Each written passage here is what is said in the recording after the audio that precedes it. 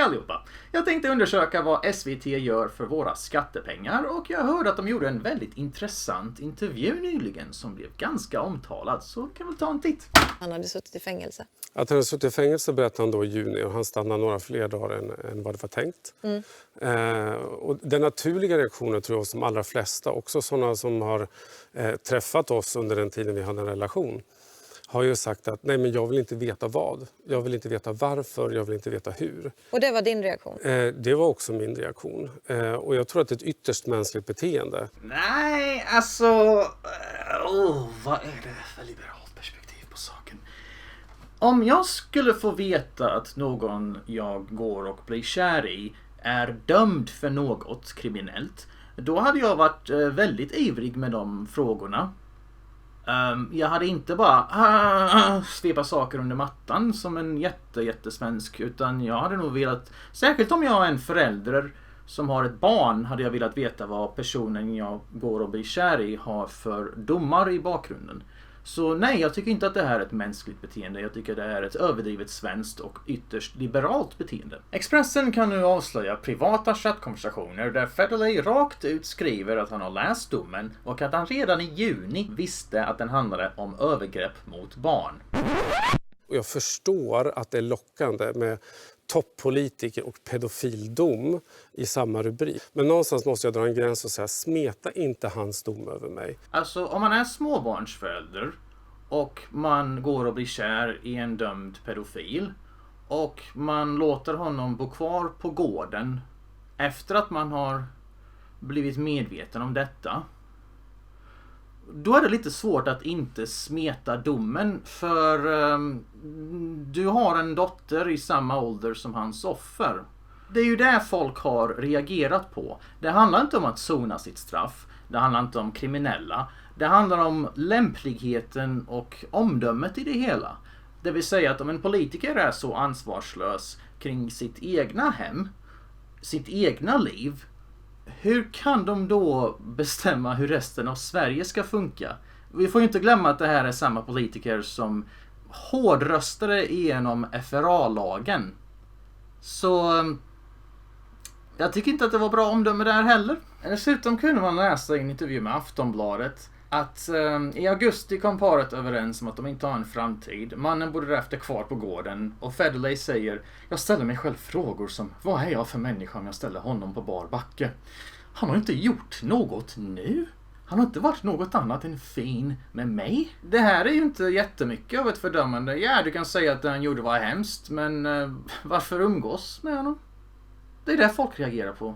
Alltså, jag vet inte vad liberaler har för självklarheter, men vanliga svenskar brukar reagera väldigt starkt när någon släpps ut trots att de bedöms ha hög återfallsrisk och du umgås med personen som förälder. Jag vill tydliggöra att Federley har sagt att dottern har alltså inte varit i hans hem samtidigt som pedofilen har varit där, har han sagt.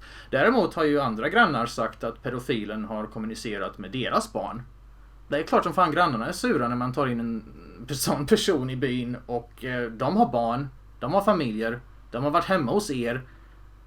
Varför skulle de inte reagera på det? Fråga mig vad jag tycker om domen och jag är beredd att fördöma det så mycket det bara går, för det är vidrigt och vedervärdigt. Men försök inte få mig att bära ansvaret för hans brott då eller försöka implicera att jag skulle utsatt någon för fara. Implicera? Folk har ställt frågor och reagerat på det beslutet. Du fattar väl att folk har egna moraliska kompasser som de förhåller sig till, och när en politiker, en makthavare, går emot den allmänna moraliska kompassen så starkt så kommer de ha frågor. Ganska farlig öppning man skapar där när man vill omdefiniera frågor till farliga insinueringar eller whatever du försöker säga. Och vad din fråga implicerar här, det är ju att om man är politiker så ska du vara helt fri från kantstötthet, du ska vara hel och ren och du ska må bra. Ja, det är ett rimligt krav på politiker. Allt inte umgås med människor som kan ha ett kriminellt förflutet. Det är också ett rimligt krav på politiker. Men förlåt, det har väl inte att göra med så mycket att du är politiker? Frågan är väl mer varför ligger man med någon som har legat med barn? Alltså... Ja, det här är någonting som många har reagerat på. Det är inte lite absurt att en gäst ställer mer kritiska frågor än självaste programledaren. Natten så händer det ju mer saker den natten. Du skadar dig själv. Jag skadar mig själv då. Men det handlar inte om att jag vill dö. Är det bara jag som ser hennes valpögon där? Och då förstår jag att det rör sig om bilder kring barn och så vidare. Det är inte bara bilder på barn. Han förgrep sig på sin partners barn. Det är inte bara bilder, herregud. Det är inte bara att han laddar ner fel torrent eller någonting. Det är liksom handlingar också. Det är inget och så vidare. Det är någonting med bilder och barnpornografi och du låter det vara där. Ja. Nej. Det här är fan ännu värre. Om du får höra att domen gäller barnporr, då ställer du frågor. Vad är det för slags människa som bara kuvar ihop sig i en liten sten och bara nej. Återigen, du kan vara hur mänsklig du vill. Jag skiter i vilket. Men en politiker ska inte vara verklighetsfrånvänd, känslig och ivrig att bara huvudet i sanden. Vi har tillräckligt många sådana politiker i Sverige. Och ändå lyckades det här bli lite exceptionellt i det departementet. Strutsdepartementet. Jag vet inte om min humor är särskilt bra. Ni kan väl swisha så får jag väl avgöra om jag har en talang eller inte. Vad gör vi av de här människorna då? De måste ju på något sätt antingen märkas upp eller låsas in. Ja. Om det är så att man inte ska kunna träffa dem eller påbörja en vänskap eller Bra. en relation. För då Bra. vet man inte. Då utsätter man inte barn för fara heller, eller hur? Jag tycker inte man ska märka dem eller att de aldrig får komma ut ur fängelse. Men det är så här, du kommer inte in hos mig liksom. Vem är den här bruden? För hon är häftig. Hon är riktigt cool. Inte ofta man ser sunda röster i SVT. Saker och andra saker. Men min farsa brände hembränt. Det tycker jag är så här, ja det kunde han väl få göra. Men det är liksom en annan... Återigen, jag gillar den här bruden. Han får gärna skicka lite till mig. Jag har varit förälder i ett år, men jag vet hur otroligt stark den här beskyddarinstinkten är. Jag tänker att de två känslorna måste kollidera. Vad är det här som säger att det inte finns där hela tiden? För du implicerar nu att jag inte är en bra förälder. Nej, jag säger att de två... Den här kränktheten över att ens få en fråga säger mycket om hur svenska politiker funkar överlag. De tror ju verkligen att journalister är deras vänner. Och till och med när en intervju är så här snäll så går han ut på Facebook och säger att det var hemskt och ett misstag och djupt gränslösa frågor. Men det är ju uppenbart att programledaren bara försöker förstå och egentligen ställer de mest grundläggande frågorna. Är du idag om att du inte kastade ut honom då när du fick veta? Ja, det är det som alla vill att man borde göra. Men jag brottas med den här frågan så här. Vad är jag då för människa om jag gör si eller så? Vad är du för slags människa? Ja, du är väl en ganska typisk svensk politiker, va? För det är ju så här de behandlar hela jävla landet. Det är därför majoriteten av våldtäktsmän inte utvisas. Importera våldtäktsmän, det vill säga. För man tror för mycket på andras chanser och tolerans och att inte vara fördomsfull. Inte ens mot dem som är förövare. Där ska man ha ett öppet sinne liksom.